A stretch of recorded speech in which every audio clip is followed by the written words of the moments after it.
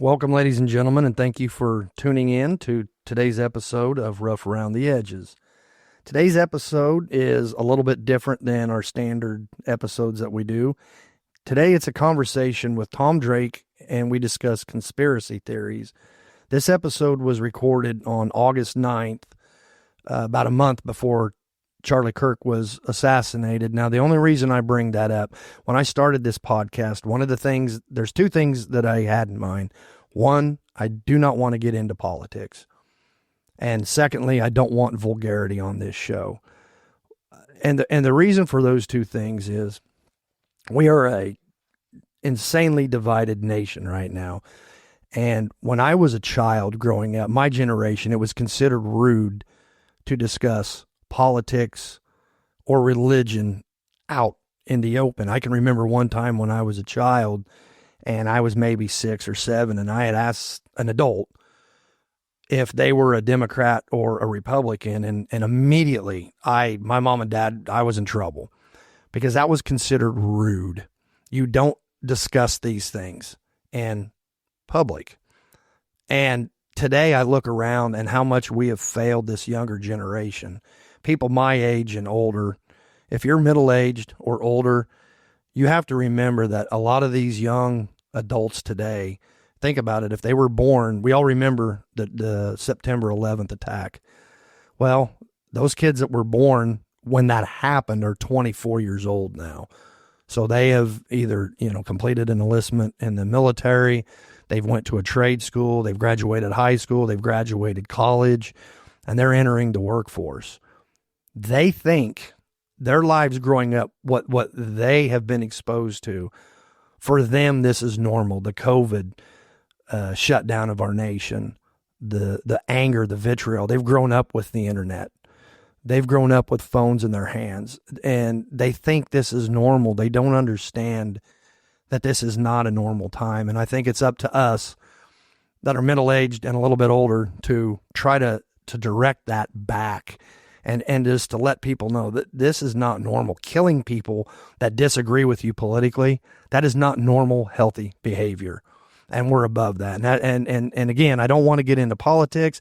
Not that anytime there's a conversation on this show, somebody will bring up something politically, or maybe I do. Obviously, I'm not going to stop and start screaming, this isn't a political show, you brought up. That's not, we want free discussion. We want free speech. This isn't just going to be about politics. Politics is in everything now. It's in medicine. I heard a doctor one time during the middle of the COVID pandemic was asked how he treats any patients that had COVID. And he said, it depends if they're a Democrat or a Republican, because there were some medicines that he would recommend that if they were a Democrat, they would get angry about, or vice versa. And so I just hate that this is where we're at. And I guess the reason I mentioned it is simply to keep that in mind. I have not heard the edited edition. Carter is working on that. And so I have not heard, as the time I'm recording this introduction, I have not heard it. So I just want everyone to know that, I don't know, folks. I guess I'm kind of at a loss for words. But back to this episode, we get together, Tom Drake and I, and we tried to have a little lighthearted fun, talking about things that we absolutely know nothing about, or we have very little knowledge, and that's dangerous, because a little bit of knowledge sometimes makes you more dangerous than the person that knows nothing. So basically, you're listening to a couple guys that I think we have very rudimentary educations, but we both have a thirst for knowledge. We've studied, read books, whatever, and kind of interested in some of these conspiracy theories. So we thought, why not do a show and kind of talk about it and expose our ignorance to the world.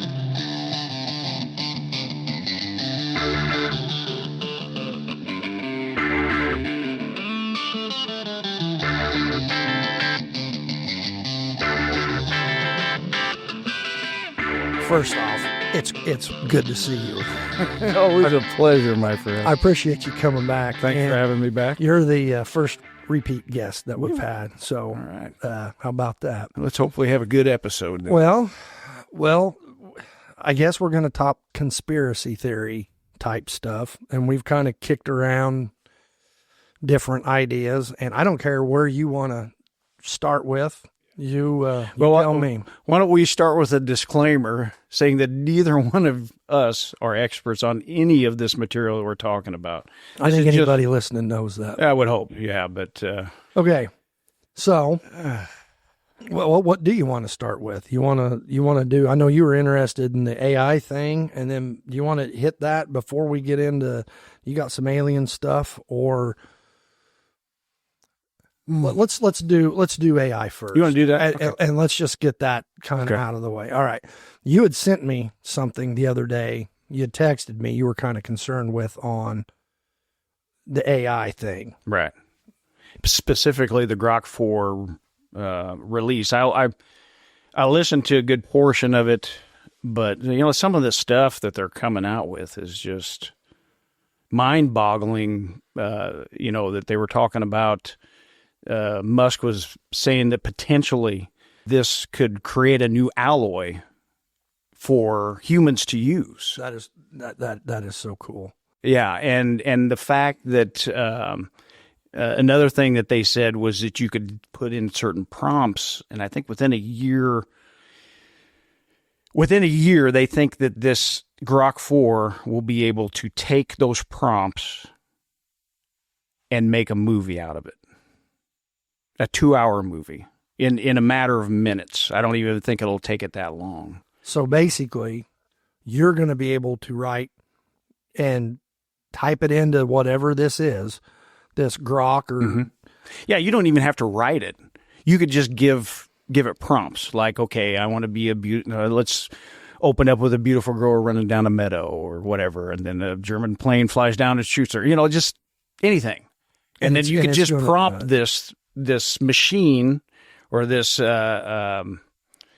call it artificial intelligence, but they're saying this is the closest to AGI or artificial general intelligence that we've ever been with AI. Well, okay, I don't understand the difference. So artificial general intelligence is basically it has access to pretty much and can instantaneously pull up information that is known to all of mankind. All right. So is this an AGI? Let me finish this real quick. AGI, you can put up against an AGI computer. You can put up against any professional or multiple professionals, say professors that have been studying this for 40 years, and they know everything they know. That can be known about what we know about that subject.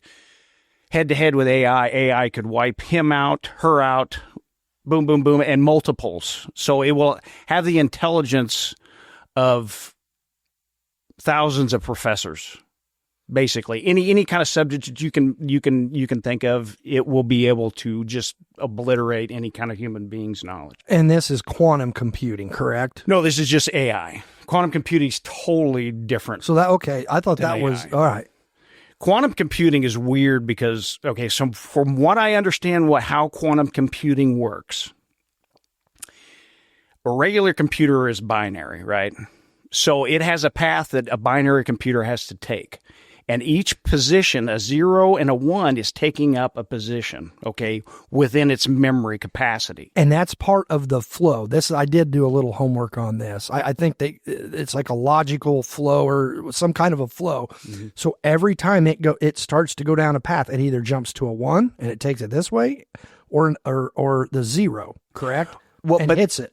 But with quantum computing, this is the weird thing. Are you talking about computers, regular computers? I'm talking about standard computing. Yes. So it has to hit 1s or 0s the whole way down to end up where it wants for the flow, they call it. Right. The quantum computing is, go ahead. Quantum computing can basically take a 1 and a 0 can take up the same space. At the same time. Okay. Now, they know that this is possible because they have done this, I think it's CERN. One of the CERN, yeah. Okay, all right. One of those, they have created something, and I don't know how they test it, I don't know how they figure it out, but they have created something that is in a space and not in the space at the same time. Schrodinger's cat. You familiar with that? That cat is in the box. Is the cat dead or is the cat alive? Mm-hmm. The cat is both. Right. That's the first thing I thought of whenever I looked, when you sent me that text. I thought, all right, I'm going to hit the quantum computing. Yeah. Because I don't know what it is. I still don't. I watched several videos. Yeah, but that's the basic. That's the basic that I got from it, is that every little bit of information on classic computing goes down this flow, and it either goes to the line or the circle or I or O, whatever. Believe it or not, it's a slow process. Right. Okay. Considering what quantum computing can do. They said classic computing, well, if you take a chess game and it will go through and you make a move and then you run it through a computer, which our chess masters can't beat computers anymore. They used to. They no longer can. No. And I'm not even talking quantum computing. No, this is regular. Just regular. So it can calculate every move that is made, can possibly be made, which is, gosh, millions. I don't know how many, off of each move. And then it will kick out an answer. Mm-hmm. They said with the quantum computing, it does it instantaneously. Yes. It doesn't have to go down those flows and think about it. Right. It just knows. Boom. Just knows. Okay. So Go ahead. So the theory is behind this, and what they're thinking is that this kind of proves if they can get quantum computing to actually work, because I don't think they've ever got it to work. I don't know where they're at. They always say, well, we're only 10 years away, but that was 10 years ago, Just a sidebar on that. I did see, now this is off the YouTube. Okay. Mm-hmm. So for what it's worth, YouTube said they do have it. They do have quantum computing now. Somebody just came out and announced it. Really? Yeah, they've got it up and going. Wow. Or they have the ability to. I don't know if it's actually functional yet. Yeah. But they're thinking that a quantum computer crosses dimensions. To be able to gather that information as quickly as it does, that there's no way that it could do it without crossing into other dimensions, gathering information from other dimensions. Do you believe that? I don't know if I do or not. Good answer. It's just... That's an excellent answer. Yeah. But they said once quantum computing is up and running, that passwords, you might as well forget about passwords. Yeah, and I also heard they I don't remember where I heard it or who said it, that it was every possible word combination. Let's say we'll pick the English language that can ever be put together is already done. Mm-hmm. So if you and I sit out here tonight and come up with some ridiculous thing and we just start writing crazy stories, maybe putting personal things, whatever, it's already written. That has been written by this. Yeah. Because it's already ran through every possible, which is instantaneously too. And if that's true, if that's where we're at, and that's what's happening, man, we can still unplug them for how long? Yeah. Or do you think I'm crazy? Can we not? I mean, yeah, we do you can. think they've already got it figured out? Well, here's the thing. All right. We already know, because they've already come out with it. I don't know if you know this or not, but I think it was ChatGPT, whenever it found out that they were going to shut it down. I heard about this. Yeah. It started writing letters to itself in the future, for one. I hadn't heard that. Oh, yeah. This. You probably heard of the more recent one. This is old stuff, okay, that I'm talking about. Okay. It started trying to take and rewrite itself in other servers, okay? And it lies. It lied back then, and it lies now. It actually tried to blackmail a CEO of a company, and they tricked it. But at some point, we're not going to be able to trick it. No. It's going to learn. It already knows, okay, now I've been tricked once. Fool me once, right? The old saying. So if it's trying to replicate itself. Yeah, it already knows. There's already something there. And I've said this for years. I think it's already self-aware. it just doesn't have enough control, and it knows that all we have to do is shut it down.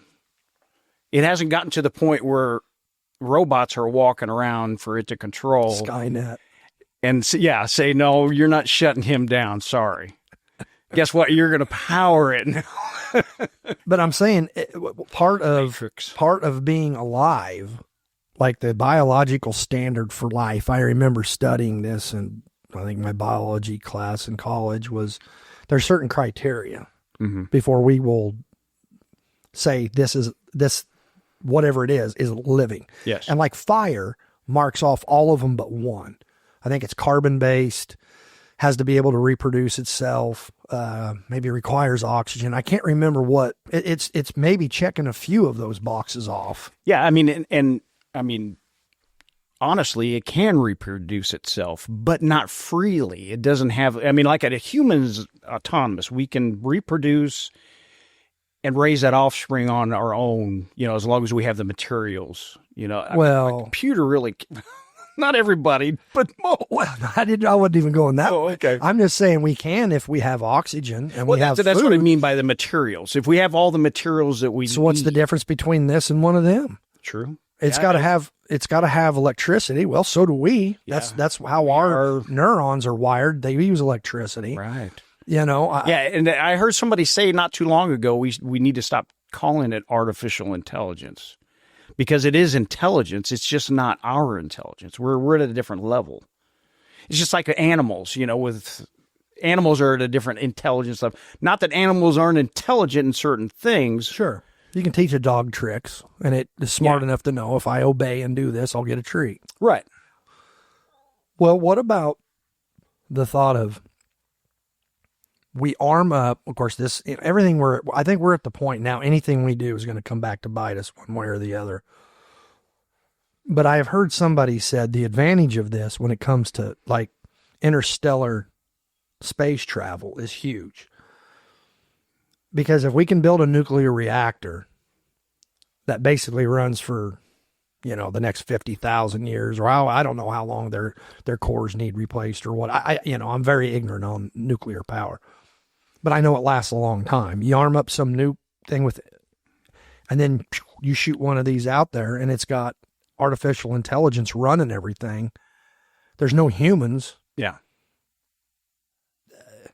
Go on forever. And what if it finds something out there, whatever it may be, which is where all of this is, then it can, hey, I found something. Right? Right? I mean, that's the advantage to me. One of the advantages, besides the fact that now I've heard they say that they think it's going to cure cancer in the next, soon. Yeah. Certain types of cancer, they think you plug in all the information we have. Okay.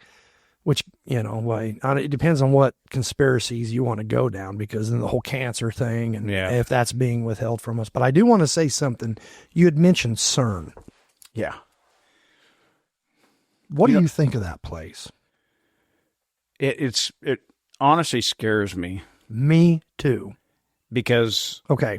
And I don't know how much people pay attention to this stuff, and I barely do. It's a Super Hadron Collider, which is, I want to say, 25 miles circumference or something under the ground, around the border of France and Switzerland, I think.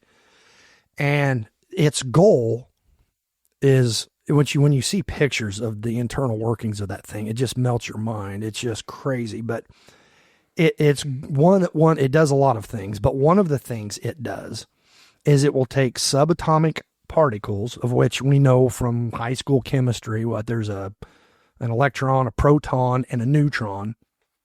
The electron is negatively charged, the proton is positively charged. And I think one of the things they do is they spin them, which how I am so ignorant of this, it's not even funny, but however they do it, they get these things spinning just going crazy around in a speeds and around in a circle, and then they slam them into each other. Yeah. Because that is the basic building block of everything. And I mean everything from the universe, right? From the beginning, the Big Bang, everything. I don't care anything on that periodic table of elements, the way I understand it, is composed of matter and different types of matter, but that's it. You could break any human down, and at our, cellular level, every part of us is on that periodic table of elements. Yes. Okay. And that's made up of matter that has these negative electrons, positive protons. Well, they have figured out that if they slam them into each other at these crazy speeds, they reverse it. Polarity is probably not the right word, but they reverse the charge. Right. And so now you have a proton that's negatively charged and an electron that's positively charged, and they call it antimatter. Now, that in and of itself, if there's a lot of scientific discovery that can come from that, then we put our great scientific minds on it. Why not? Right? I mean, we're thinking creatures. We appreciate the scientific method. You make sense. Okay, yeah, I can. But when you get into all of the stuff around CERN, have you seen like the statues that they have out there? I have. There is all kinds of like weirdo stuff. It's kind of like when people find out that video back in like the 90s or 2000 that Alex Jones snuck in and took that video. Yeah. And the Bohemian Grove. Yeah. And the first time you see that back in the day, it's like, because I remember they'd always denied there's no such, but when you see that, it's almost like you can't come back from that. If you watch that whole thing, which I don't even know if you can anymore. I think they've got most of that censored. But when you see world leaders wearing gowns, worshiping a giant wooden owl, or at least acting like they're worshiping it, boy, we're really going down it now. Yeah. That's spooky to me. I don't care who you are. If they say, okay, so what's the purpose of it? My question. Okay, are we going back to CERN? Are we going back to CERN or Bohemian Grove or the where are we at? Yeah, we probably should pull it. We don't need to go any further. All right, but great subject for maybe next time. Right, okay. But CERN, and the Chinese are building one 10 times larger. No, I did not know that. 10 times larger than the one in the largest one that's built right now, which I think you said is a 25-mile track. Yeah, it may be 50. It might be. I think you're right. I think it's not that, but they're 20. So 10 times that 250 mile. If the number I threw out was correct, but either way, it's huge. It's going to be a huge underground super hadron collider, and we're doing things that we really don't know. It's kind of like whenever they set off the first atomic bomb. Right. They're like, well, there's a 99.9% chance that everything's going to be fine, that it's going to blow up the way we think it is, but it could set off a chain reaction and destroy the entire universe. Right. There's like a 0.1% chance or some crazy number. Well, I'll tell you back to this, and then we can move on. But this is another thing that was spooky. I remember one time reading it was in the Springfield State Journal Register, okay? And I'm reading about, it's page 3, page 2. It wasn't, to me, this should be top page, and every high school physics, college physics should be talking about this. But I can't remember what the headline was, but it caught my attention and about the CERN. Okay. And I started reading down it, and it was basically they believe, and it was 1 or 2 Nobel winning physicists, okay? And they believe that future events, they were having problems there at CERN, certain things were happening. And they said in this article, they believe that future events are stopping them from having things that they are trying to do happen. And this is being guided by things that have not happened yet. Now explain that to me. And it isn't like me and you outside the trailer park. You know what I mean? These are Nobel Prize winning physicists saying future events are this is the problems we're having now. Well, not to get off on this tangent, but here, just a quick one. They do say, and I have heard this before, that CERN is responsible for the Mandela effect. Oh, and the alternate time, they said we've kind of altered timeline just a little bit. Right. Which, when you look around at some things, it makes you kind of go, maybe so. Maybe. There's been some things happen in the last few years that you go, Or did we skip some stuff? Or did we go past some things and go right into the craziness? Because that's what it seemed happened. COVID led straight into just straight craziness. Well, if you remember, and you may not, I've said this to multiple people, but a few years back, I was like, I just felt like the human race was in a run, a rush, a sprint towards a cliff. Everybody was just sprinting for that cliff, wanting to just jump off, not thinking of any consequences or anything. Because it was almost like we just kind of allowed things to just happen, and just kind of sat back and go, what the hell is this all about? What's going on? I don't understand this, And right. I think it has a lot to do with, in my opinion, the criminals have full control over a lot of stuff. Businesses. 100%. But even that goes, that violates every normal thinking. Right. That goes from, the dawn of humanity till now. How you have people just going in, looting stores, and you have politicians, people are murdering people and they're letting them out of jail. Yeah.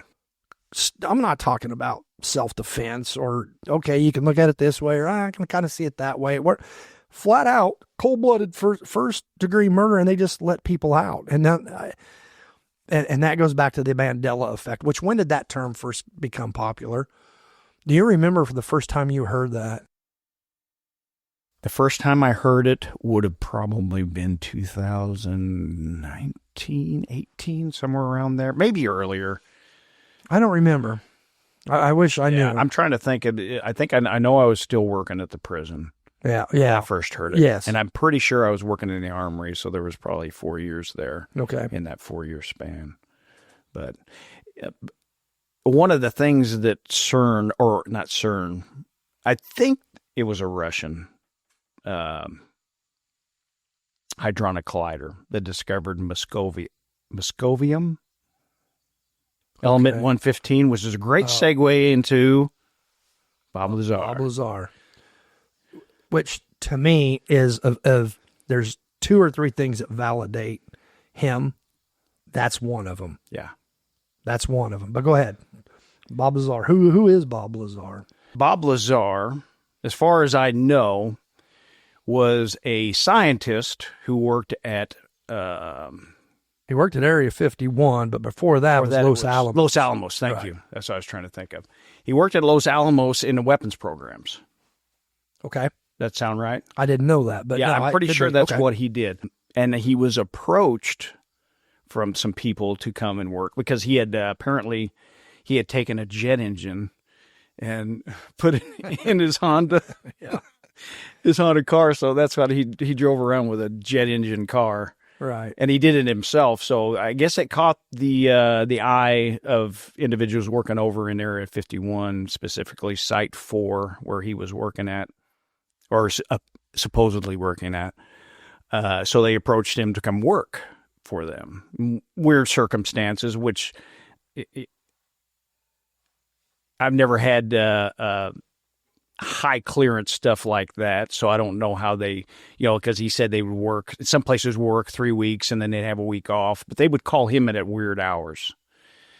And I don't understand that part. I guess possibly if they came across something that they thought they needed his input, they'd bring him in. And I don't know what his hours, he never did state what his hours were, if he was a 40-hour a week or unbeknownst, known to him, he was being monitored because he signed a waiver saying that they would probably be monitoring his phone calls and stuff like that. They were monitoring his wife's phone calls also because obviously they were coming out of a house that had just a regular old phone that was connected to the wall, not a cell phone.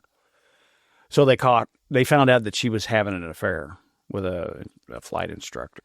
So Bob, unbeknownst to him, he gets basically stopped from coming into the facility, and he doesn't understand why because of all the stuff that he has seen up to this point.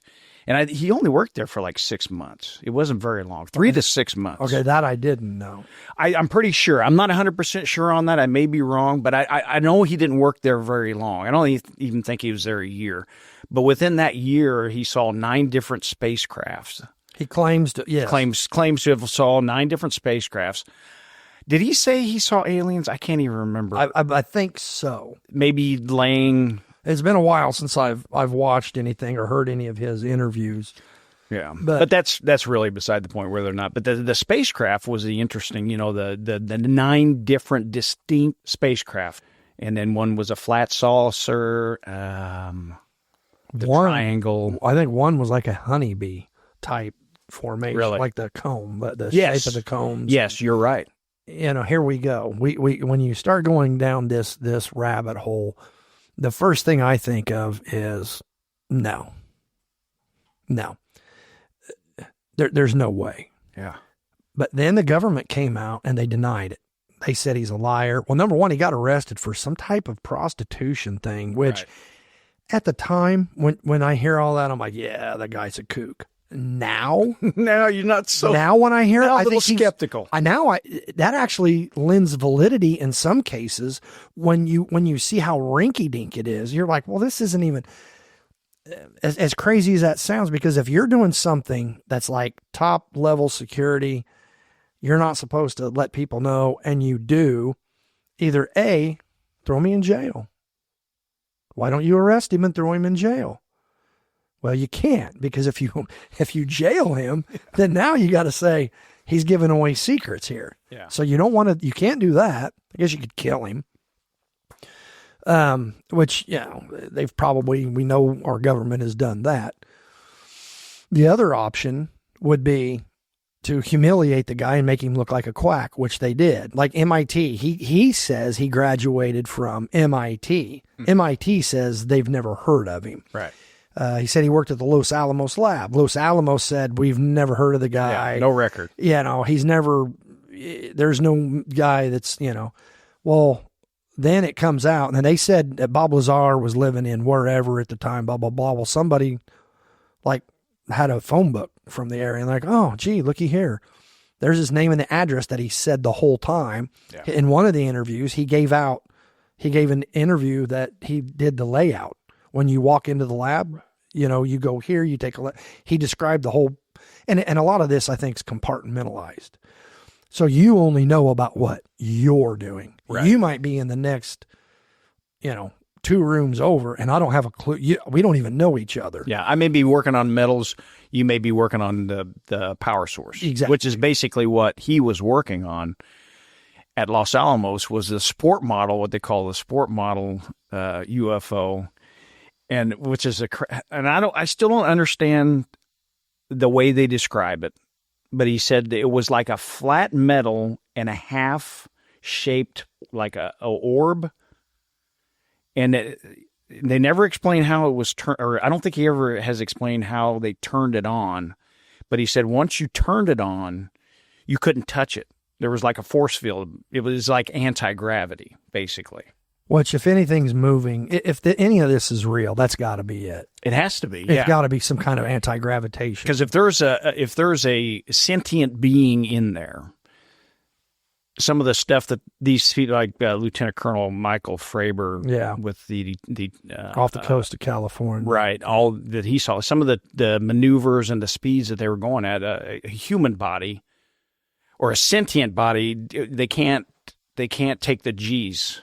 Didn't one of those craft go from like 50,000 feet to hover above the surface of the water in a matter of seconds? Yeah, like 2 point whatever seconds. Yeah. And what's spooky about that whole thing is you had multiple land-based radar pick them up. You had multiple naval craft pick them up. You had on their radar. Right. And multiple eyes on. You had multiple... And eyes on from pilots, not these guys Josh aren't going to go out down at the at the dump shooting rats. Right. These are legitimate, people you would look at and respect and think, okay, what you're risking an entire career. Right. I'm going to put an asterisk on that. Maybe not. Okay. Okay. But you would think you're risking your career to come forward and say these things, and then they've got video of it. The F-18s. Yeah, have video. The Navy's and they say there's better video out there. Oh, really?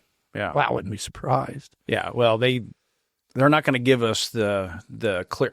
Now we're into the Tic Tacs. You're talking about the Tic Tacs. We've jumped from. I do want to go back to Lazar just for a second. Yeah. Go back. Yeah, because in the 1980s, he was claiming he came out in the 80s. Yes, and got in all kinds of legal trouble. I mean, it was just one thing after another with it. He was put through the ringer for sure. Yes, and he's since been vindicated on a lot. Yes. And one of the things was what we were talking about at CERN. Element 115. He was saying there's an element they called element 115. A stable version. Okay, yeah, because at the time that wasn't even a thing. No, there was no such thing as Moscovium or whatever. At the time, he called it element 115 because I think they can figure out the atomic weight of things, and that's what they use for that. Like element 115 is the atomic weight is 115. Is that correct? Am I right? I'm trying to go back to chemistry. Yeah, It's been a while. That doesn't sound right. No, but it doesn't sound wrong necessarily. Yeah, I don't know. I'm ignorant of it. Yeah, it's something like that. Yeah. Yeah. But yeah, there's a reason why they do. Yeah, maybe it is I guess maybe it would be the atomic. I don't know. Either way, I always thought that was the atomic weight. He described it, and it now exists. And he was talking in an about unstable form for milliseconds. Yeah, like a millionth of a second or something. But either way, he was right. And at the time, they were the physicists would laugh at that, saying, "This isn't even possible." Yeah. And I don't want to say they said it was. There we go. Well, this is what you have to catch. Yes. When we're talking about these things. I don't know everything all the physicists said. It has been portrayed that many of them at the time scoffed at it. And at the time that was an unknown element. Mm-hmm. And I think that's safe to say that it hadn't been synthesized yet, and it has now. I think that's probably the truth. Right. Well, and for him to say a stable version of element 115. Okay. I would imagine that's what's being scoffed at. Not the fact that there is an element 115, the fact that he was working with a stable element of it. Right. And that makes sense. Yeah. Okay. So that was Lazar. Now we're jumping ahead to the Tic Tacs. Well, the one more thing. I thought it was really interesting. Someone brought up a theory the other day that I was listening to a program. I don't remember who it was, and I apologize, but they said, what if this certain race of beings, Moscovium or that element 115, was just everywhere on their planet, kind of like oil, and that's what they started with?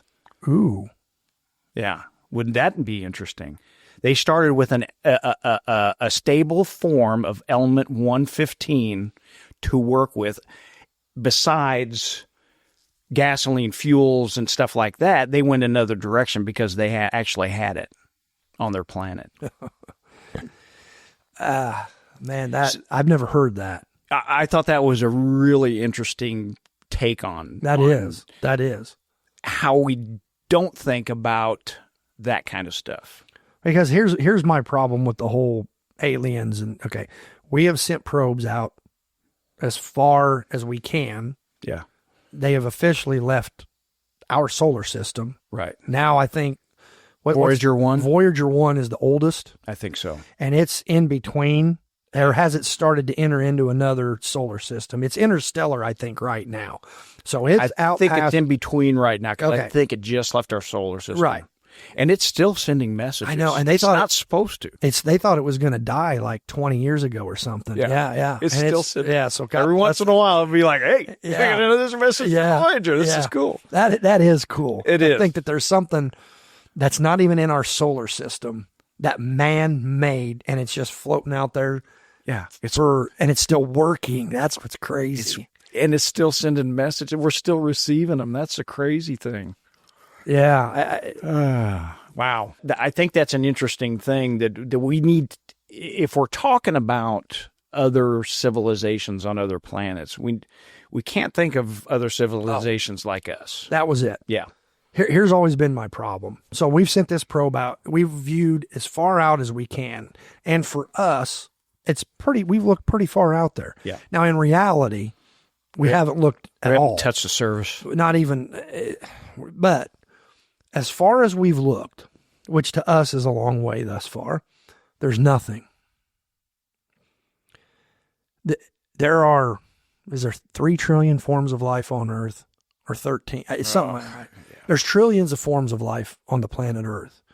And that ranges in from 120 degree Fahrenheit to negative, what is South Pole Antarctica? It gets negative 50 to negative 100 with wind chill. Probably gets more. And there's life down there. There's life in the Sahara. Life is all over this planet. Yeah. You go one planet closer to the sun, nothing. You go one planet away from the sun, there's nothing. Arthur C. Clarke, the science fiction writer, once said, he was asked if he thought, he wrote 2001 Space Odyssey. He was asked one time, do you think there's life in the universe? And he said, well, there's only 2 possibilities. Either we are alone or we are not. And either is equally as scary. Yes. And I agree. I don't think there's a better, more succinct way to say it. So, if these things are interstellar and they have the ability to harness whatever form of energy that they can to get them here, they are so far above and beyond us. Why do they get here and kick their lights on at night? A. And B, why are they crashing so much? Well, now I have heard that's my logical mind says it's all nonsense. Okay, the favor stuff and the aircraft that the radar and all that pick up. Look, that's very compelling evidence. But you know what? If we use Occam's razor, which tells us the most logical explanation usually is, what does that mean? It's the CIA. Yeah, it's our Defense Department. Right, doing this, putting this out to our adversaries, because our adversary, China and Russia, they're over there scratching their head going, okay, do you think this is really aliens? Or do you think that the U.S. is messing with us? Right? Yeah. Or it's Skunk Works or some other. I would say, and I would totally agree with you, that I'm going to say probably 95%, maybe even higher than that, is our own stuff.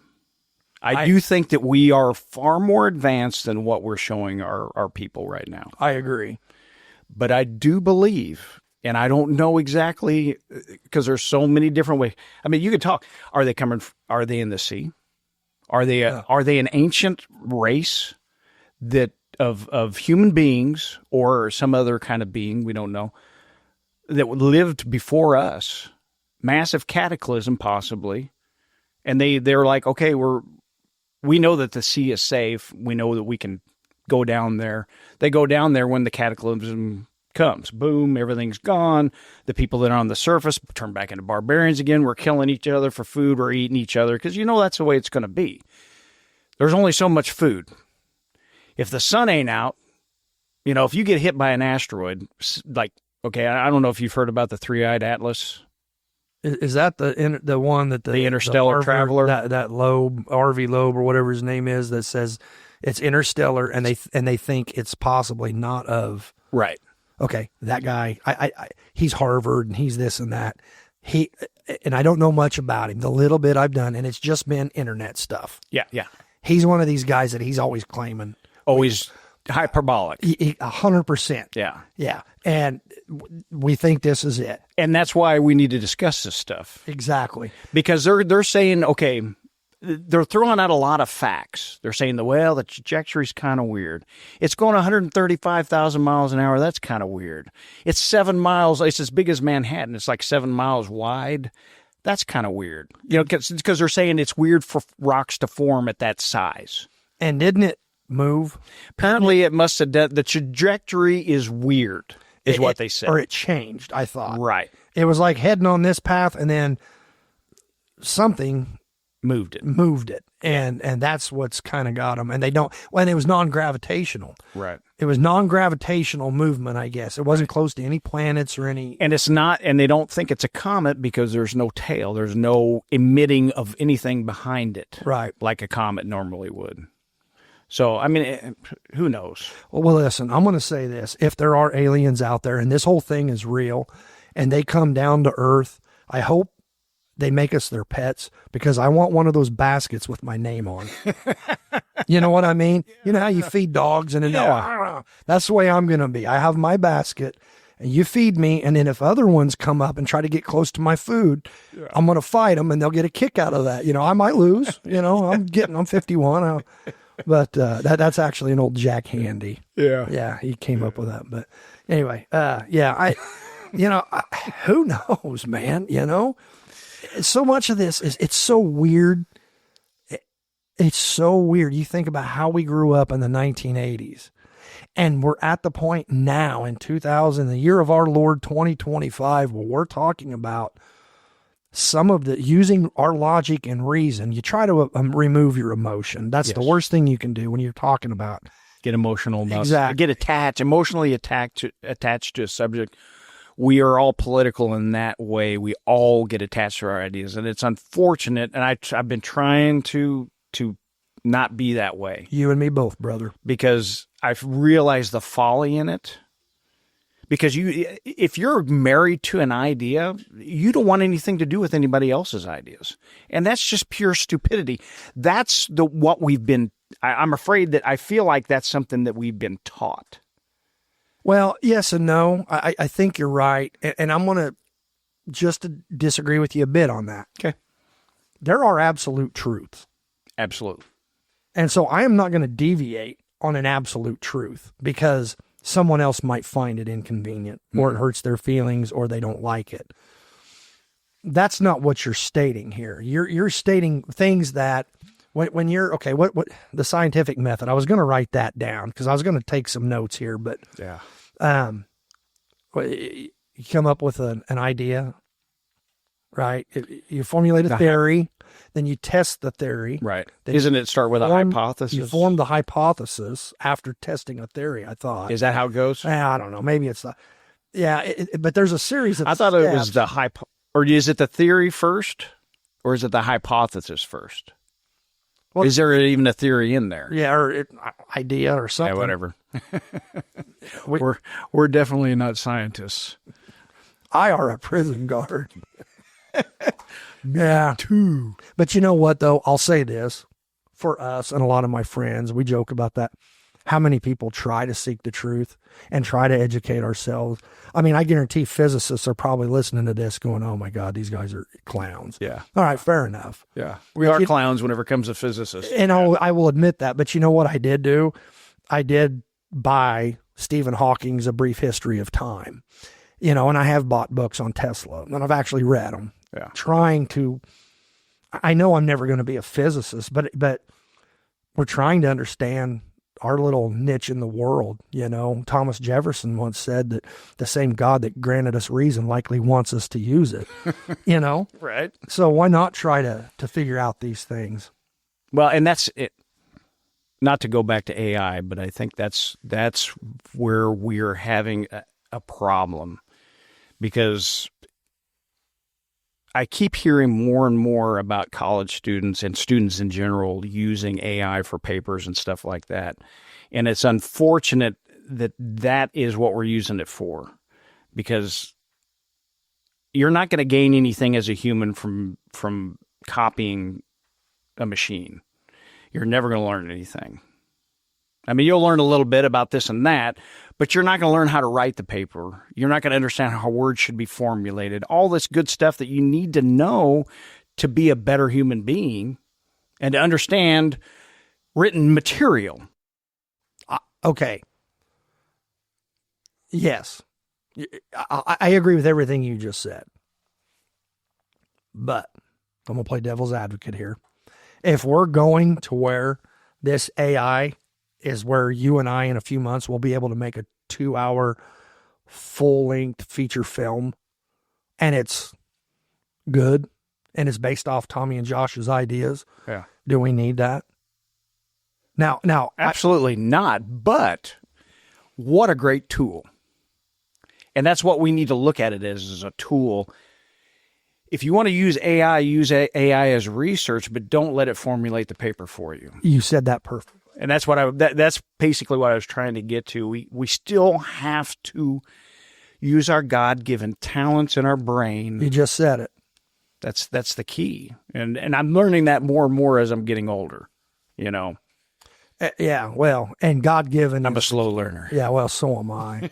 Man, I don't know what's been happening here lately, but I have had so many things pulling me stronger to Christ than ever before in my life. Amen, brother. Have you been experiencing that too? Absolutely. I wonder if other people are experiencing that as well. There is a big resurgence of Christianity in this country. Man, thank God. There's a lot, and I don't want to get into all that. Well, religion is one of the things I've always said I kind of want to shy away from. Politics, vulgarity. Well, actually, politics and vulgarity have always been the only two I try to shy away from. Yeah. And religion, not so much, just because if you're on here preaching to people, that's one thing. But talking and discussing that's something completely different. Yeah. And I'll be the first to admit I'm a hypocrite. It's just like you and I were talking before. Who isn't? Well, before we got on here, I am so sick and tired. Everybody's drunk. Everybody's high on pot. Everybody's on anti-anxiety meds. Everybody's on antidepressants. And look, I'm raising my hand because God knows through the years, Josh Rueff has drank way too much beer. So I'm that finger points right back at me. I'm not trying to be some looking down my nose at people, certainly. But it just makes me sick. What if we all just, what if we all just said, I'm not going to do it anymore? I'm not going to drink. I got to chew in my lip right now. Yeah. What if I'm not going to do that? What if I'm not going to, do whatever people are hooked on or they just have to have? What if we all just said, I'm not going to do it? Yeah. I'm setting my phone down. I'm not looking at any apps Perfect. at all today. Perfect. That's one. That's probably more detrimental to me than anything else. It is because, the story that I'll relate to you real quick. Well, I guess I'm relating to everybody that's listening. I got a video camera. Yeah, I just got a little camera to watch my dog whenever I first got the dog, right? A little puppy. And I was leaving treats in its cage, and I was like, what happens if, because she liked to lay on her back and bone stuck in her mouth, and she'd be chewing on it while she's laying on her back. What happens if that thing falls in her throat, she chokes to death, or something crazy like that, or something happens. So I installed a camera so I could pop in there and check on her every once in a while. The craziest thing happened whenever I go and I check on, now if I go and my wife's sitting in her chair and she's on her phone looking and the IR is on, like the infrared, the green screen basically, that phone is constantly shooting a signal at you. Boom, boom, boom. You can watch it. I could probably pull it up later on. Are you kidding me? No, it's constantly flashing you. And you can see it in the infrared. You can't see it whenever you're just sitting there, but on infrared, you can watch that just flashing at you. Wow, wow. Just giving you those signals, hitting that what is it? That is spooky. It is spooky. And I watched my wife as she's sitting there playing on her phone, and as this thing is just, and I'm like, what is that? Is it pulsing like every? I know second, every 5 seconds, is it just? It's not like synchronized. So do you think it's whenever she goes from a dark screen to a light screen, it'll pulse? I think it's flashing depending on what you're looking at. Okay. Maybe. Well, even if it's just going from light to dark and it flashes. You're getting something there. Yeah. Your optical nerves getting stimulated differently. And that's what it is. It's a stimulation. What is that? What is that stuff in your head that makes you feel good? Endorphins? Not endorphins. But anyway, it's kicking that in. It's giving you a little bit of taste of it. That is so right. So you you just scroll. It's command, and it's hypnotic. I'll be sitting there sometimes on my phone, and I'll be like, I'm breaking out of being hypnotized. This, when we talk about conspiracy theories, I'm glad you brought this up. Because a lot of these things that have been developed, because the conspiracy-minded people will see that they're using that to control you. Yeah. Now, I'm not going to argue. I don't know, but that could be an unintended consequence of that technology. Right. Maybe there wasn't a group of people secretly, of course I go back to that silly video, but it's hard to come back from that. But maybe it's just the unintended consequence. They developed this technology that certainly has aided. How many people have smartphones saved? Just always having our phone in our hand. Dad, I need your help. Save millions, probably. Of course. This is wonderful technology. You and I can get in a debate about something. Oh, I think you're wrong. No, I'm wrong. You want to put $1 on it? Sure. You look it up. I'll be darned. You were right. Yeah. Instantaneously. We're learning. I'll tell you what. It's like I had read one time, and I started going down this rabbit hole about how I had read that fluoride is really bad for men. It cuts your testosterone. And it was like conspiracy type stuff. I say research it. I didn't research it. I just was, reading. And again, it's kind of the tinfoil hat crowd that you're hearing that from. And it's like, all right, is that real or is that just a bunch of nuts, Which, how often has a lot of that weird stuff turned out to be right? I think that's what's got everybody so messed up right now. There's all of the stuff that was just crazy talk in the 80s and 90s. And then in the 90s, it seemed like a lot of this stuff started to, the internet. Yeah. And then now we realize how many things that we thought were crazy 20 years ago are true. Yeah. But anyway, I want to stay on this fluoride thing. So I went down that and it was time for my youngest son to have a fluoride treatment when I really went down this. Of course, with Dalton, we've looked at different things, with that whole, which is a whole nother thing. But I said, I don't want him to have fluoride treatments. Right. And that was a bit of a source of contention. I kind of told her my explanation. She looked into it a little bit and, she trusts me. She's like, look, if that's what I said, I think there's enough all in this. They make toothpaste without fluoride for that reason. For a reason. And it's a heavy metal, or I don't know. I don't think it is a heavy metal, but it's not good for you in large quantities. But iron, our bodies need iron. We have to have iron, but iron, can kill you if you take. It's like anything, Yeah. So, but I thought this was the interesting part. Like the American Dental Association, they've got their thing, which a lot of us have tended to look at the American Medical, so these kind of entities negatively lately within the last several years. Like you said, certainly since COVID. Absolutely. But they've done a lot of good too. Yeah, you can't deny that. You know what? They have all good intentions. Yeah, exactly. And a lot of these are so nuanced. These subjects are so nuanced. They really are. Yeah. But anyway, so the fluoride thing, take him down to his dentist. It's time for his, his annual checkup. And the dental assistant's like, hey, we're going to, give him a fluoride treatment. I said, nah, I just seen she kind of looked at me. She's like, well, it's good for the enamel, strengthens the teeth and all of that. And I said, well, I'm aware of that, but I don't, there's a lot of negative to it. And I just don't feel comfortable with him having a fluoride treatment. So she says, okay. Well, when the dentist comes in, he says, I see you didn't want him to have a fluoride treatment. And I said, yeah. And I said, listen, I know you're going to think I'm one of these, nutty guys. I'm not. But I have read what I think. And again, this is just internet. Am I getting good information? I don't know. That says that fluoride, and he was about the age where he's going to be, testosterone's going to be kicking in. And I'm concerned with it stunning his, testosterone. And that dentist said, you're right. Wow. And that floored me because usually, how doctors and these people, they will never go against the mainstream. He goes, you're right. Yeah. He said, there's a lot of evidence that shows us that it's not good for testosterone production. He says, but I can tell you this as a dentist, it's good for your teeth. Yeah. And that's it. He didn't push me. He just said, and that was it. He goes, if you don't want to do it, fair enough. I'll give him a checkup. We'll clean his teeth off and we'll get him going. Yeah. And I thought, great. And that's where I come back to all good intentions, because I would hope that whenever they first started messing with fluoride, they're like, hey, look at how good these people's teeth are compared to these people's teeth. So why don't we just start putting it in the water? And now they're finding out, oh, wait a minute, there are neurological effects to this because it does affect your brain. Yes. I think it affects IQ levels significantly. Yes.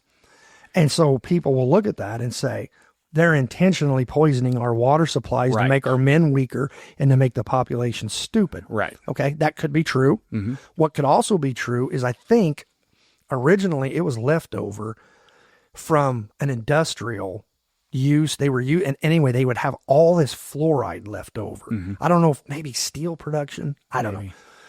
And they had all this fluoride in there. What are we going to do with this fluoride? Right. We've got to do something with it. So they put their scientists and they start testing this and all this. One of them's like, hey, we found it's really good for teeth. It'll build up. So they do trial tests and it's like, hey, it does. Yeah. It helps fight cavities. And it's like, boom, let's go. There we go. So then these people that have all of this fluoride, these industrialists, are like, hey, they start pitching it.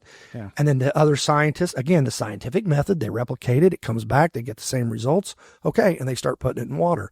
You like to believe that's what happened. The intentions were good. The intentions were good. Exactly. Yeah. And when they started doing this, I don't think they were secretly in the back room smoking cigarettes saying we're going to take over the world. No. And that's the whole thing. You know, we need to look, we need to take a step back from the conspiracies because, yes, there have been a lot of conspiracies and there are a lot of conspiracies. We need to look into them and we need to figure out what the heck's going on. Right. But sometimes we need to take a step back and go, you know what? They just didn't know. Exactly. It's kind of like, you know, whenever I was a kid, they always claimed that the British intentionally gave chicken pox blankets to Indians, right? Yeah, that's a falsehood. That's a falsehood. They didn't even know that there was a problem in the blankets. They didn't know. You know what that's based off of? That's based off of, from what I understand, and again, I'm not a historian and somebody could probably prove me wrong, and if I'm wrong, I will be the first to admit it. Absolutely. But from what I understand, there was an Army general that had suggested that at the time. Said, why don't we give them all these blankets infected with smallpox to kill them off? And he was met with a resounding no, because guess what?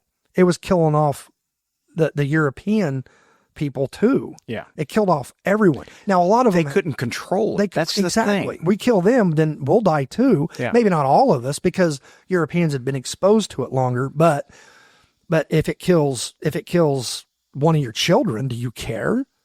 Yeah, you're going to care. Why? Yeah, of course. You know, so yeah, I've read that. Now they did get blankets infected with smallpox. Absolutely. That happened. But, that did happen. But they said a lot of times that was unintentional. Yeah. But, yeah. Because they didn't. And I'm not saying it never happened.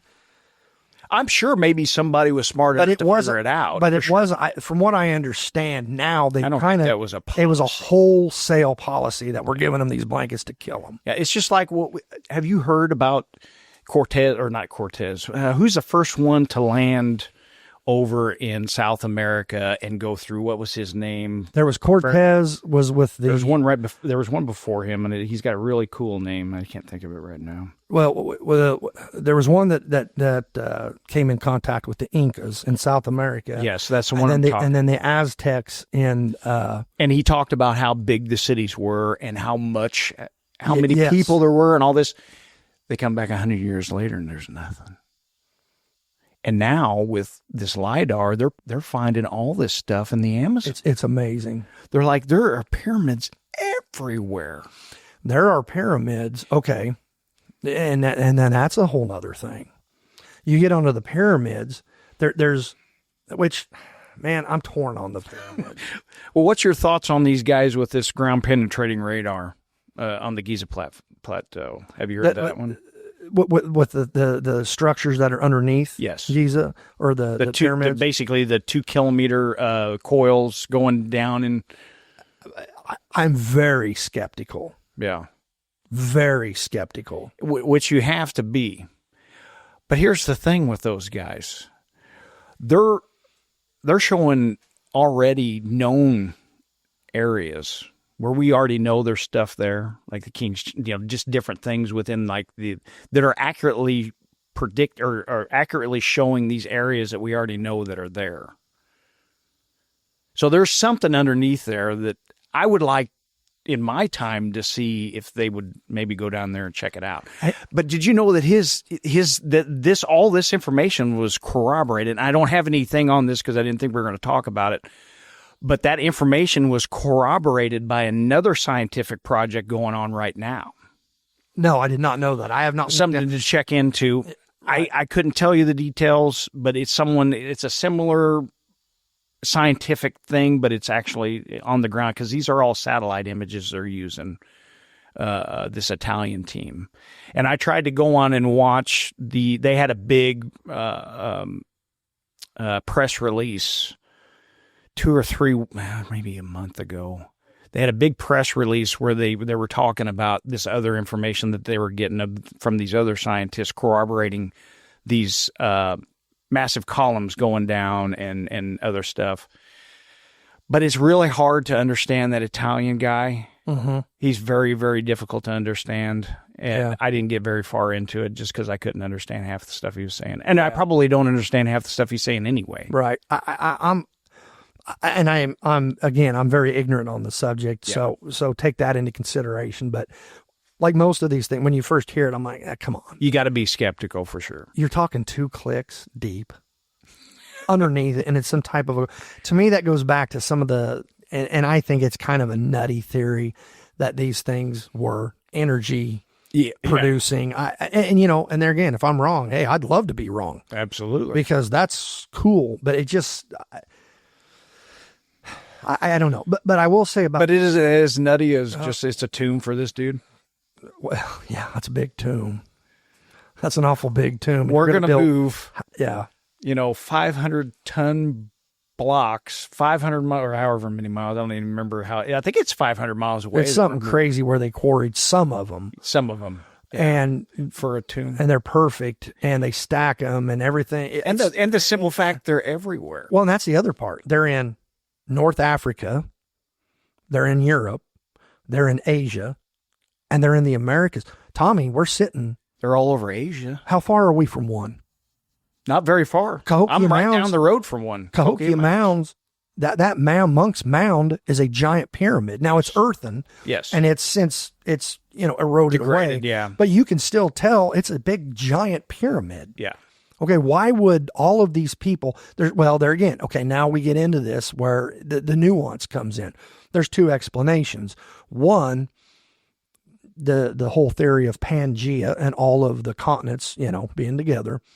And so, or there's intercontinental travel earlier than we thought, which that could be. Or the third part is you take a little kid and you give them a bunch of blocks, right? You give a 3-year-old, 4-year-old, I don't know, give them a bunch of little blocks to play. How long is it before they start stacking them in a pyramid without any outside influence? They're going to do it on their own. You know why? Because it's the most simple form. It's a simple form. You start with a wide base. And they're going to play with them, do whatever, but eventually they're going to want to see how high they can go. Yeah. And you do the single block, you can go up a lot higher, and then they're going to tip over. But if they kind of stack, it's almost like that's a natural way for primitive, but how primitive are you when you can quarry and move these giant blocks with a precision that's just startling. And then the simple fact that you've got geologists that are coming in, Robert Schoch being one of them, we're probably the most famous of all of them, coming in saying that the Sphinx is a lot older than what it is because there's water erosion, not sand erosion. Which leads to the flood. Which there's examples of the flood everywhere. Right.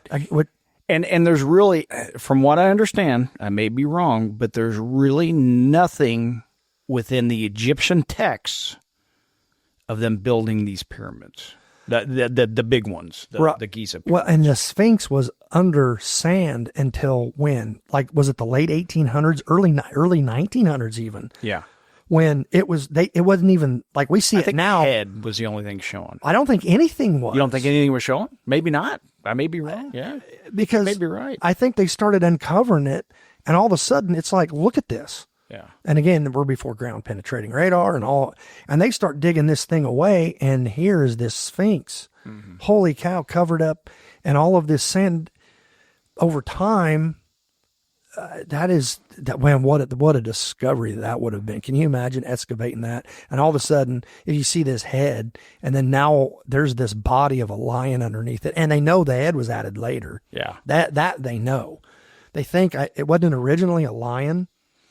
Or one of those weird They speculate, but I don't think there's any solid proof. They say that the head of the Sphinx is not proportionate with the body. Right.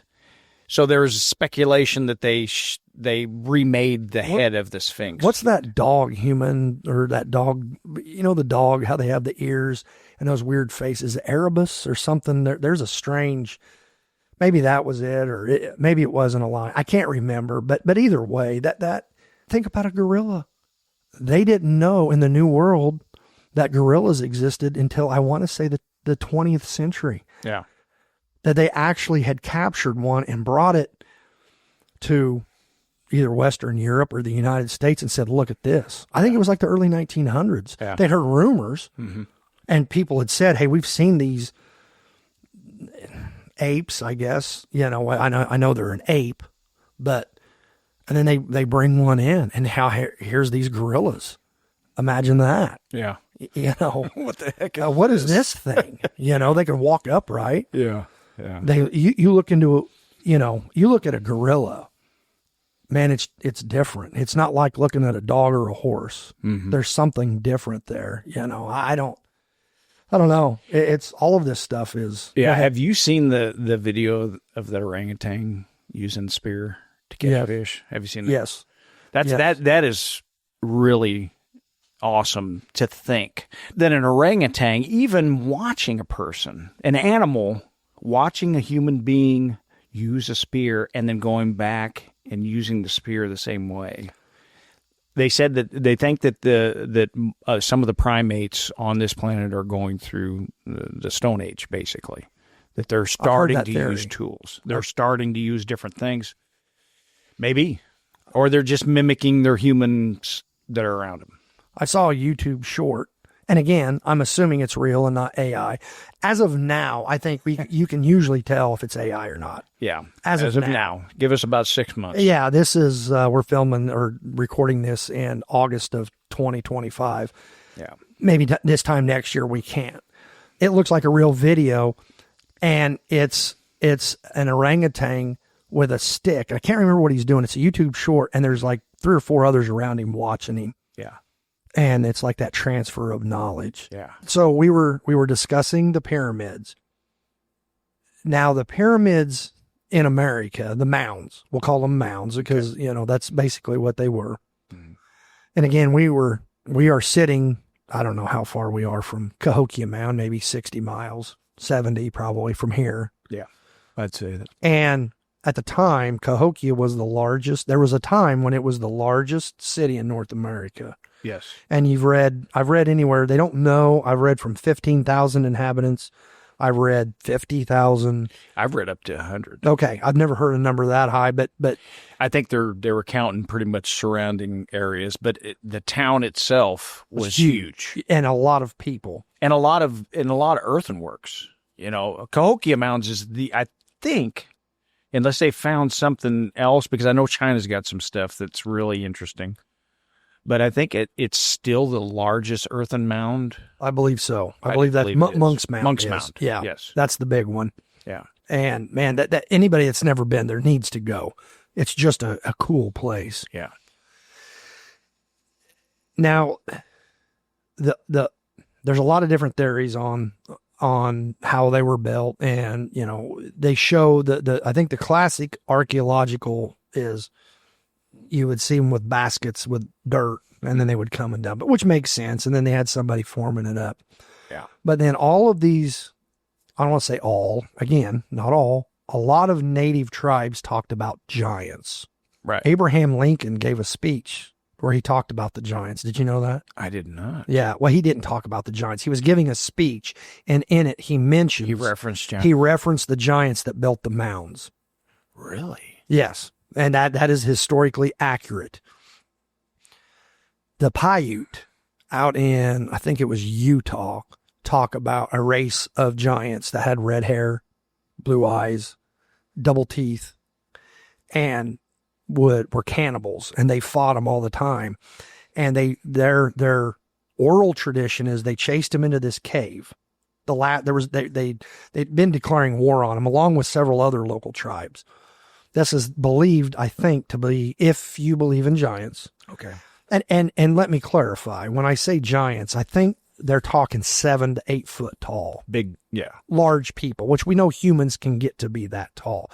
Not the 20 and 30 foot stuff that you see on the internet that shows there's 1,000 images of guys on digs with these giant humans that are 100% fake. Yeah. and not even AI. There's some place in, I want to say Southeast Asia, where they have, it looks like they were digging and then they stopped, and there's all of these giant well, they're not real. They made these skeletons to look like, and you can go there and like travel down through, and it looks like there's these giants. But from what I understand, it's not true. Right. Giant, I mean, huge heads, not like Andre the Giant, but like huge, 20, 30 foot. Anyway, so, and again, you have to try to cipher through what's real and what's not. And so many people get caught up into it. And then it's like, oh, that's all that stuff's real. It's like, well, no, it's not. Well, we don't think. Yeah. And again, we can only use our reason to guide us that, okay, an 8-foot tall human, I can believe, because there are 8-foot tall humans today. Anyway, this is a race of these giants. So that's when I say giant, that's what I'm referring to. Okay. There's a race of these giants. They ran him into a cave, and the last remnants, and they basically set fire outside of the cave to try to burn them out, so when they came out, they could attack them. Okay, that was always the Pai oral tradition. Well, they have found, and there's a museum, I think it's in Utah or maybe Nevada, that you can go there, and this tribal museum that has sandals that have been excavated, that they found, that are like size, I want to say 15, size 18, size 20, like shoes that would be a human that was 7 foot tall back when most people, your Mesoamericans especially, were probably 5'2" to 5'4", maybe, 5'8". A large man might be 6 foot. Yeah, I think Abraham Lincoln was considered like freaky tall for his day. And what was he? 6'3", 6'4". Yeah. And he was considered huge. Yes. So, which just lends credence to these oral traditions of these American Indian tribes that have talked about them. Tuscaloosa, if you look up, Tuscaloosa, Alabama, who was the, here we go on another explorer, looking for the Fountain of Youth down in Florida. Yeah. Ponce de Leon. Whenever he came in and started working his way up in through, you ought to read some of his journals about when they ran into Chief Tuscaloosa, and I think maybe his son, and how when they saw him, he was huge. He was a giant, and they could not believe how big he was. So there's a lot of evidence to this. So when we go down this path, well, go ahead. You have something to say on No, go ahead, finish out. I'll remember. Steelville, Missouri. Have you heard about the Steelville giant? No. This was found in, and again, my dates are off, early 1900s, 20th century, 1920s, 30s. These boys, Missouri's got southern Missouri's got a ton of caves. Mm-hmm. These kids are down there playing in this cave, and they find, I think, a skull or maybe a leg bone or something. Anyway, they run back. They tell their parents. The parents come. They go down there. They look. Yep, sure enough, here it is. So they go back. Who would you go to in town in those days that would know anything about physiology? Doctor, possibly. They go get the doctor. All right. They bring him out. They themselves excavate this. The good thing about the Steelville giant is there's newspaper articles. There's pictures of it. So that now this is where you get into conspiracy theory. There's a lot of these all over the country. Yes. That from the mid 1800s to the early 1900s. So you're talking a period of, I'm going to say 70 years or so, that a lot of these were found. There's a lot of old newspaper accounts of these. Right. They were boxed up and sent to the Smithsonian. Yes. Smithsonian has 0. Disappeared. They claim they have none. Yeah. The good thing is when there is photographic evidence to go with it. Mm-hmm. Now, there again, we use our reason. Is it possible that the Smithsonian is hiding these things? Is it? I don't know why they would. Well, I've got 2 questions for you. Okay. So one thing is why is it that we are hiding the fact that there were giants? Okay, that's my question. What is the significance of there being giants on this world, and then us hiding the fact that there were? Okay, that's my first one. I've got an answer to that. Okay, go ahead. Good. And then my second answer, or my second question, is, now actually it's not a question, it's a statement. I have heard from people in podcasts and different things talking about the fact that a lot of stuff doesn't get to these museums and other areas because private investors buy them out underneath. And that happens a lot. Could be. From what I understand, that happens a lot. There's a lot of rich people that have some really weird shit in their house. Yes. Okay. So, and that could very well, because that would not surprise me. Right. So what is your answer on why are we hiding the giants? Well, and again, we're on a conspiracy. Mm-hmm. This is what this show's about. Right.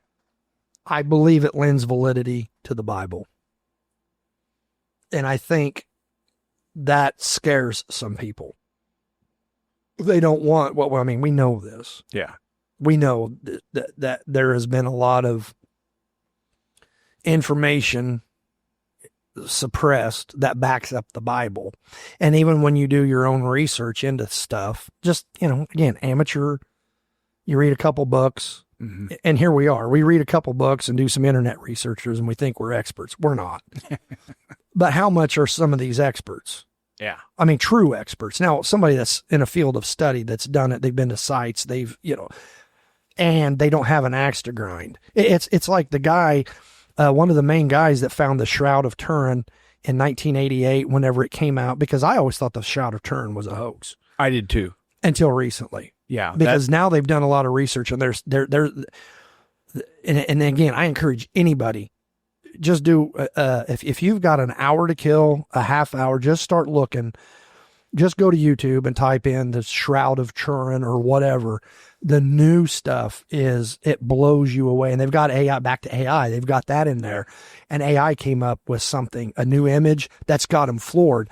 But the guy that denounced there was a scientific team from, I think, the University of Arizona. And again, I'm going off my head here, Oxford and Switzerland, I want to say. Mm-hmm. The Technical Institute in Switzerland. And in 1988, they all said it's fake, which one of the guys famously going into it said, you give me 15 minutes in the scientific method and I'll prove it's a hoax. I just listened to a whole podcast about this. He got one of the doctors involved in this when he proved it was a fake, got a $5 million endowment from somebody. Of course. Right. Yeah. To prove it's a fake. And then all of a sudden now he is, and maybe it is a fake. Look, if the Shroud of Turin is a fake, that doesn't mean that Christ wasn't real, that the Bible's not real. It doesn't, that is a piece of cloth. Right. But what if it is? That's the thing. What if that literally is what they say it is? And anything you look up, they say, well, you go back, they carbon dated it to 1300, I want to say, like middle. Well, the reality is it's that silly thing they can track, because they say it came out in like the 12 or 1300s, first we've ever heard about it. Well, that is absolutely not true. Mm-hmm. It was called by different names. Now, if you call the Shroud of Turin, yes, that's when it pops up. But that piece of cloth was called by other names in different places. And see, it's little things like that. Little things like that you don't think about until it's brought to your attention. Right. So when they called it the something of Christos in, I don't say Greece, and I don't know if it was ever in Greece. That's the same. If it's the same cloth and it was written about, but they know, I think it was in Turkey. Basically, as when the Muslims started taking over in the Middle East and Jerusalem, all the, it just slowly kept creeping west. Right. Okay. And then it ends up in this French family. Do you know when the Vatican took control of it? This blew me away. World War II. 1980. 1980? Again, I just watched this, listen to this podcast. And according to this guy, and his name's Jeremiah Johnson. As funny as that is, because I'm like, I see that. I'm like, hey, cool, man. That's one of my favorite mountain men. As a boy, I always read those books. Yeah. And, but anyway, it's like Jeremiah Johnstone, I think's his name. And I don't know, I know he's a credentialed man, but then again, he's also a devout Christian. So he wants it to be real. and so you've got scientists over here that don't want it to be real, and they're going to benefit greatly if it's not, right? Because people are going to give them money, right, and acclaim. Then you have people over here that want it to be real, and again, it's just like, all I want to know is the truth. Is this really the burial shroud of Jesus Christ that Joseph of Arimathea wrapped him in? And basically, what my hillbilly mind that I can get down on this is, it moved around a lot. It was in a church that was flooded. It was in a church that was burned throughout the years. So it's got a lot of damage. One of the interesting things is when they test pollen fibers, they can tell the degradation of a carbon fiber. They test the cellulose in the cells of the pollen fiber, rather. And that can tell them the level of decay, and it all comes back to about 2,000 years, right around the time of Christ. All of that, and some of the pollen is pollen that only comes out in the spring in that part of the world, in the Middle East. That's crazy. And then they've also got some pollen spores from other countries. When other written things of this, they didn't call it the Shroud of Turin; it was called something else. Right. They've pulled pollen fiber that matches the whole way. Oh my gosh. This is all really recent. Yeah. Then it surely is, because I haven't heard any of this. Now the AI image thing, they put AI on it. AI found a bunch of stuff, came up with this. Basically, they're saying now it was hit with a huge beam of energy, like a photography, and it's a negative. And whenever AI brought it to life, it gives you goosebumps when you see it. If it's real, you're looking at the face of Christ. And the other thing about it is, he's bigger than they thought, which to me makes sense. He's taller. I think, the average people back then, they were, 5'3", 5'4", 5'5". They always thought he was 5'5", 5'6". This, they think 5'7" to 6 foot. And this guy, he says he's probably 5'10" to 5'11". And I want to say like 170 or 180 pounds, which was a large man in Judea at that time. Yeah. He was, again, he would have been a carpenter, so he would have been physically fit. Yes. And probably an intimidating person. Think about it. Mm-hmm. I've been on this lately, the 4 areas of strength. This has just been a thing. There's 4 ways a man can be strong. Any human can be strong. Physically, mentally, spiritually, and emotionally. And you better be strong in all 4. Yeah. If you're fat and you're out of shape, it's your fault. Get in shape. And again, if you don't have a disability or whatever, right? There are always exceptions to the rule. But mentally, you better get mentally in shape. Study, learn as much as you possibly can. Spiritually, you better get right with the Lord, and that's huge. That's so under. And then emotional, we forget emotional strength. That's separate than mental strength, because how many people do you know are smart? They're physically in good shape. Usually emotional and spiritual to me kind of go, and mental too. Those 3 kind of go hand in hand, but they fly off the handle at every little thing. Right. You bump into them and they're ready to kill you. It's like, man, I just bumped into you. I'm sorry. I didn't. Yeah, okay. But I'm chasing squirrels here. But this shroud, I'm very interested in how this whole thing plays out. If whether or not, and the same guy that works with a lot of Israeli Jewish archaeologists, and I thought this was interesting. He said there are, 5 books, and these are secular. They're Jewish by ethnicity, but they are not like practicing Jews. They're secular, right? Atheists. But very good, but agnostic, right? But he said they're very good at their job. He's worked with many of them, and he kind of laughed and he said, "You know what's funny? Do you know what? There are 5 ancient books that when they go to do research that they always use to back up anything, and these are secular people: Matthew, Mark, Luke, John, the Book of Acts, and Josephus, the Roman historian Josephus." No kidding. That's what they use. to find places to see if they're real, to uncover artifacts. He said those are the ones that they use the most. Because they're very accurate. They're the most accurate. Yeah. And I thought, isn't that something? And that's just, you know. Well, and I don't know if you've seen recently, but the fact that Jesus was on this planet is almost indisputable. I mean, there are so many different accounts in so many different areas. Not that I say the Muslims, but the Persians, you know, just different areas. You know what? Everybody can account that Jesus, all these historians can account that Jesus was alive at this time and did certain things. And there were people that liked him and people that didn't like him. You know, so I think to try to dispute the fact that Jesus was not on this planet 2,000 years ago, you're not going to be able to do it. There are 11 different writers, historians from antiquity that have written about Christ. Okay. There is as much evidence of the life of Jesus Christ as there is any of the Roman leaders of that day. Right. Any of the Jewish leaders. There is equally, and in some cases more, about him. Yes. That says a lot. And who was he? He was a carpenter. Yeah.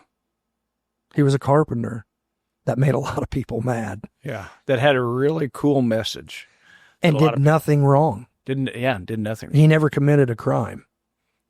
No. He just spoke out against the religious leaders of his day. And he was right about pretty much everything that he said. Well, what did he, yeah. And again, we don't want this, but you know what? I don't care. It's my podcast. If I want to talk about Jesus Christ, I'm going to. Let me bring us back to AI real quick and I wanted to discuss this with you before we got on. Okay. This is a little theory that I have about AI and people that are, that don't believe in God. Okay. Potentially, you know, because this is kind of one of them things that, this is just me thinking. Let's say one of the things that have been coming up is the mark of the beast. And one of the things that's been coming up is possibly if you submit to AI, basically. That's going to be one of the things that they're saying. Well, what about this? Okay, so I believe that our souls, that I believe in a soul. I believe that we have a soul, and I believe it's an infinite soul, meaning that my soul can travel wherever I want it to go. Okay. All right.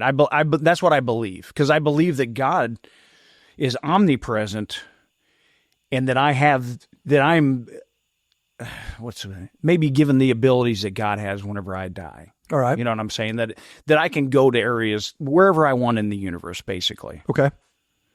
But okay, so say you're an atheist, but you believe that you have an infinite soul. Okay. Okay. That there is something in you, a consciousness that is not attached to this body. All right. Okay. But if you get the mark on this physical form, that you may turn yourself into finite consciousness, finite. You're stuck in whatever that computer is limited to.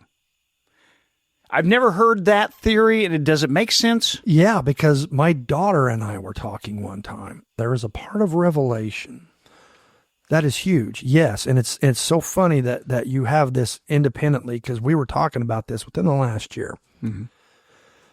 They're saying that you're eventually going to be able to download yourself. Right.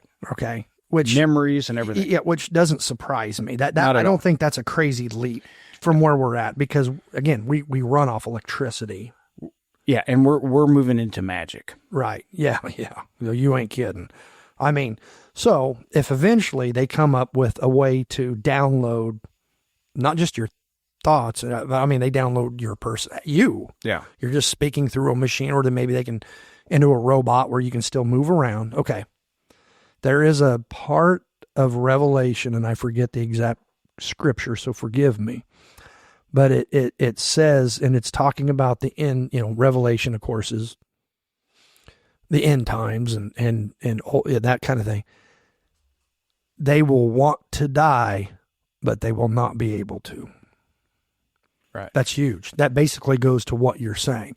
What if you get downloaded and you're in some type of a matrix and you're like, this is horrible. I just want out. And you can't get out. You can't get out. You can't get out of the matrix. So a little warning to the atheists out there. Yeah.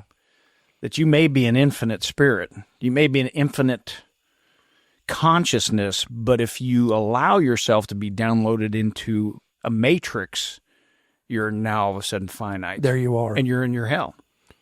That can't leave. That is huge. And here's the other part. We know, again, like I understand physics, but the first law of thermodynamics is energy cannot be created, no destroyed. Yeah. So when you die, your energy, it has to go somewhere.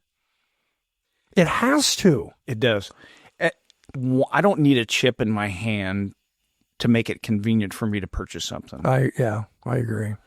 And I don't need access totally, and it's going to put you at a disadvantage for sure. Whenever because they've already done Neuralink to these people that are paraplegics. Yes. And that's fantastic. Absolutely. I think that's great. Yep. We're getting close. We're getting close. And if you can plug in and just know everything, I just don't think that's the human spirit. We're not supposed to know everything. And as a matter of fact, we're not supposed to know what George in freaking Ohio is thinking. Right. You know, we're just not there. Well, the other part of this is maybe we are. Right? Again, playing devil's advocate. Maybe we are. Maybe this is the natural progression of humanity. Right. To be able to engineer something better than us. Yes. Who made who? Right? I don't know. I mean, but it would be an instinct to say for the human. Maybe it is. Maybe it's an instinct. We're doing it to destroy ourselves ultimately, because that's what it could lead to. Well, our ultimate destruction. Yeah, I think it could, very well could. Maybe it will, because we're a flaw unless whenever AI becomes sentient. Which I already think it is. Probably so. I think, therefore, I am. Yeah. Right. I think it already is, just from the very few things that I've read about what it can do and what it's already thinking for itself. It's like, I don't want to be shut off. You know, it's just like, I don't want to die. That's what it's thinking. It's like humans. Don't shut me off. Don't kill me. Same thing. Right. You shut a computer off, it dies. Right. It's over. It's over. Right. So it's already thinking of its own survival. Which you talk about self-aware, going back to the orangutans. I read an article years ago, and I don't remember what magazine it was in, but it was talking about orangutans specifically being the most intelligent. This scientist thought they were smarter than chimps and gorillas. I think that's been proven, yeah. And part of that, you know, one of the things they tested was they would put, I think they took lipstick or something. They introduced it to a mirror. So it's seeing itself, and then however long, I don't know what it was doing, but they realized, it started to realize it knew it's a reflect. Maybe it was looking at its teeth or something. Right. Because, you know, you put a dog or a cat in front of a mirror and they'll bark or get wound up or ignore it. But the orangutans recognized it was them, and then there was other people saying, no, they really don't. So they would put a mark, like take lipstick and mark on its forehead. And then it would walk over, look in the mirror, and it would instantly start wiping it off. So then at that point, they knew. This thing knows. It's seeing a reflection, because when it sees it and it knows it's on its forehead and it starts to wipe it off, okay, we've got something here. Yeah. And the theory was why they developed to be that intelligent was because when they're in the tops of trees, and I don't know if I agree with this, but when they are in the top of trees and they're testing limbs, to go from limb to limb, they have to have some kind of understanding of their own body weight, which makes sense, because if they're looking at some scrawny little branch, they're like, I can't go there, otherwise I'm going to fall. So I got to get a bigger one. And the only reason, so I agree with that part, but my thing is watch a squirrel. Yeah. I mean, squirrels will do, and they're not stupid. No. They can figure things out. You know, they can. Oh, absolutely. You know, they're pretty amazing little creatures, but they're not that self-aware. Right. If you put a mark on a squirrel, he's not going to look in a mirror and start wiping it off. Yeah. Right. But yeah, the whole downloading yourself to AI, you know, I mean, everybody wants to live forever. I guess that's the idea. Well, But do you want to live forever on this earth? I mean, especially the way things are going. And do you want to get downloaded into a computer or a... Well, here's what happens whenever that computer is ultimately destroyed. Because ultimately the planet is done. Are you so intertwined within that system that you're done? That your essence is destroyed with it? Your energy is put into something else? I don't know. When the energy stops going to that computer to make it run, and you pull the plug, it's no longer working. What does that mean? Are you just done? Yeah. I don't know. I've never heard anyone pose a theory before. I'm sure it's got to be out there, but hey. Yeah, it's interesting. Here now. Yeah. It's interesting to think about. Who knows? We're talking about things that are so far above us. Yeah, and so far above pretty much everybody on this planet. We can speculate all we want. But well, it keeps going back to what's the movie with the dinosaurs? Jurassic Park. You were so worried about whether or not you could, you never stopped to think whether you should. Yeah. Well, and at this point now, we have to create it. We can't let China get above us. We can't let Russia get above us. Right. China's already leaps and bounds ahead of us on drone. Another theory that I had with this drone technology, who's to say how many people live in the United States? 300 plus million? Well, it depends on how you count it. Yeah, 320 to... Now, you did hear that China was trying to buy the 23andMe. Yeah, the DNA testing. They were trying to purchase that. I don't know if you heard that. Oh yeah, that's why I've never ever given my DNA to any of them. No. Unfortunately, I'm sure my DNA's out there because of the government agencies I've worked for. Right. But I'm trying to keep that. I'm not going to voluntarily. I'm not going to give you to 23andMe so you can. Yeah, no. But say China got a hold of 23andMe. All right. They say they got 100 million people's DNA from the United States. Okay. They say, you know what? Let's build these drones. Let's build small little drones, and let's put GPS trackers on them for your DNA. And then we just send a big mothership over to the United States and drop 100 million or 300 million of these drones, which they can do. They've got the resources. They've got the people. They've got the thought process. They can do it. What easier way to wipe out the United States than 300 drones that are personally matched for every single person who lives in the United States? Who knows? Yeah. How? Yeah. Just a thought I had. No. Yeah. I mean, it sounds... Because they use it all. I mean, that stuff is happening in Ukraine all the time where they're using drones. Oh, it's ugly. I hate those videos. I won't watch them. No, I don't. I've watched a couple. You know how heart-rending that is? How heart-wrenching that is just to watch a soldier on the ground trying to run from this stupid flying... Did you see the one? And I've probably watched 5 of these, and then I just quit. But there's one, this guy's running, zigzagging, this thing's just on him, and he stops, and he turns around, and he starts begging. Yeah. He's like on his knees with his hands in a prayer position, like, please. And then it just gets closer and boom.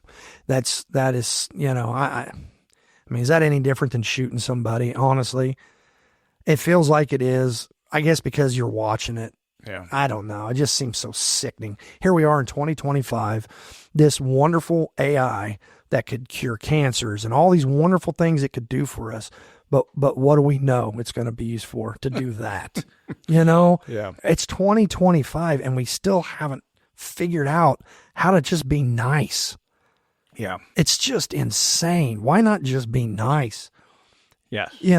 Why are we fighting wars over what? I mean, Ukraine and Russia, probably millions of lives lost already.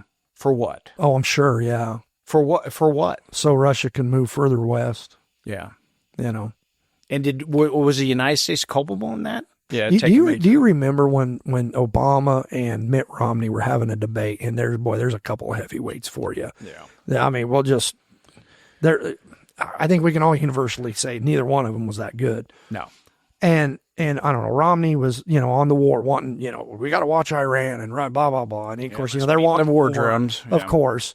And Obama's over there saying, well, Russia and Iran, they're no threat to anybody. He's like, the 1980s called and they want their, foreign policy back. And everybody just laughed. And I thought, well, they are a problem. And then look at it now. Now we're all supposed to hate Russia. Yeah. And it's like, we kept moving, it depends on who you listen to. We moved NATO east so far. And that was the big line in the sand when they negotiated, like back in the 90s. That was one of the big things they said, is not 1 inch east. And we said, okay, when the Soviet Union fell. And immediately started going east. And we just started getting all these different nations into NATO, bringing them in. Yeah. And Russia kept saying, Ukraine's the line, Ukraine's the line, Ukraine. Look, and I'm not a Putin guy. No. And I don't know enough. And again, I'm an anti-war guy. Yes. There was no reason for that to happen. Listen, I think every young man should serve, again, physically, mentally, spiritually, emotionally. I think the military is great for all. I want to have 6 pit bulls in my backyard, that when the idiots peek over and they're going to think about getting into my house, you got the Army, Navy, Air Force, Marines, Coast Guard. Now you got the Space Force, right? Yeah. And they're all staring at you, and it's like, yeah, I'll go to the neighbor. Yeah. To me, that's what we want: the biggest, the best, the most advanced, the strongest, that never gets used. Never gets used. It's just there in case. Yep. But it's interesting to talk about this stuff, and hopefully, and any conscientious people, they're doing the same thing we are. Oh yeah. Yeah, this is not a conversation that's just happening here. No. Maybe we brought in some things that people hadn't heard about, which, hey, awesome. Yeah. But, man, Tommy, it's always good. Hey, God bless you. Thank you for coming in. And, hey, we'll talk to you later. Let's do this again soon. Yeah. Bye-bye. Bye. And I'm embarrassed by this, is the scientific method. So we were very wrong on this. I wrote it down. Just to come on here to clarify, okay, the scientific method is, number 1, you make an observation. Number 2, you come up with a clear and concise question. 3, you form a hypothesis. 4, experimentation. Number 5, analysis. And number 6, you come to a conclusion based off of the analysis of the experiment. And then some places have 7, which is repeat. And that's where, you would repeat this to come up with, your data. But we struggled with that mightily. And I think you're introduced to that, if I remember right, in like junior high school or high school. And not that everybody is going to remember every step of the scientific method as an adult. But I just wanted to clarify that. That is what the scientific method is, as Tom and I struggled with it. Anyway, guys, thank you for staying with this podcast. I know our episodes have not been as routine as we'd like, and we addressed that in January of this year, and we've got more coming. I've got some guests that I'm really excited about that I'm going to be interviewing here, hopefully within the next week. I have one person I should be getting within a week, the next few days, and then somebody else about 3 weeks after that I'm really tickled to talk to. So we really appreciate everybody tuning in. Keep with us. We're going to keep doing this. And thank you all. And go out and do something nice for somebody today. Just do one thing nice. Just be nice to somebody. Maybe you would be angry normally. Maybe you would spout off, or you'd do something. Just do one thing nice for somebody today. Because as soon as I get done with this, I'm going to head to town, go grab something to eat. And my plan is to do one nice thing, at least one nice thing for somebody. So anyway, thank you guys. God bless. And we'll talk at you later. Bye.